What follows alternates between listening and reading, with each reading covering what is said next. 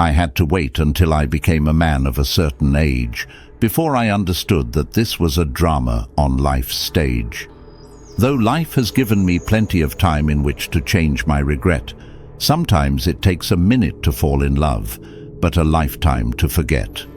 I had to wait until I became a man of a specific hue of blue before I understood that the splendor of love has its downside too. Its memories linger and hold me firmly in its eternal grip. Its bitter taste adds to the journey's burden of the cosmic script. I had to wait until I became a man to feel the affliction of love's crown. Its weight is heavy on my wings and keeps me firmly on the ground, in a place where the soul has to adapt to find everything it needs when the longings grow thick as the light of love recedes. I had to wait until I became a man to heed the hurt that caresses, the mind oscillating off frequency to such divine madness, reflecting and attending to all the bruises from longing's embrace, and that which often leaves the inner child feeling somewhat unsafe. I had to wait until I became a man, 1,000 births of fine-tuning, before I accept that amid all the bounty, things can get a pruning.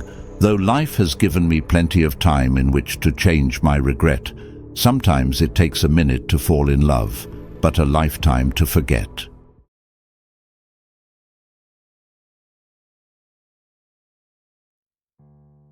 The love that beckoned me here now pushes me unmade, as I sprout on her attachment and flourish in her serenade.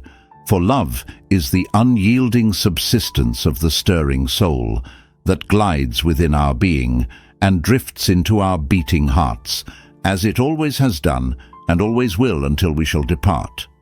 The love that beckoned me here now stops me in my tracks. It slowly seeped deep into my being and took my vitality back, then became one with the rhythm of my existence. I swear, it became part of the ebb and flow of my living breaths of air. Her name sat on my lips and dwelt on my exhale like a prayer. Love is that which smooths the cadence of our heartbeat and melts all of this mortal life's frost with its radiant heat. Hidden between the layers of birth and rebirth is love's replete. It is that which makes us aware of the glow of the universe, which is always in motion, and the flow in which we immerse. The love that beckoned me here now hangs in the balance, trapped in paradise, but cut off from the music. Out of the dance, I try to find a suitable place within myself to hold it all in. Its memories linger like a skein of cold mist from the open seas. The reminiscences nudge me forward in its sheltered shallows. Pushed to the limit, my resistance to letting go had diminished. This conveyed a sense of hurt and loosened the longings I wish, all the while keeping in mind that under all that grace and range is a script of life's offering that exists beyond our understanding. I recall the time I sprouted on her attachment and in her shade.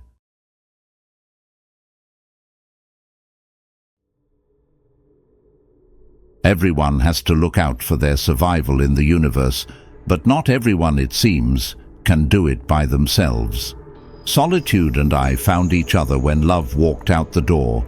We came to an agreement to live as a couple and walk the floor, a strange, synchronized and an inseparable pair, which the cosmic script seems always intended to be there. We walk the paths of life without fear, but I secretly wondered if the heaviness of my dreams will weigh us down asunder.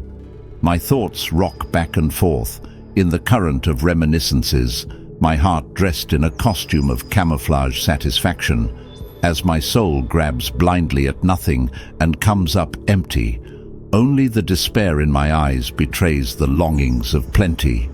Solitude and I found each other when love kept its distance, a new home in the sunken abyss, an unromantic existence shaped by the brutal terrain I loved in before. We came to an agreement to embrace each other as we explore. The path is long and lonely and has many different faces.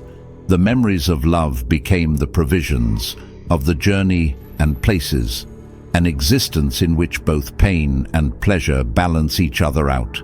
The loveless journey speaks for itself, without hesitation or any doubts.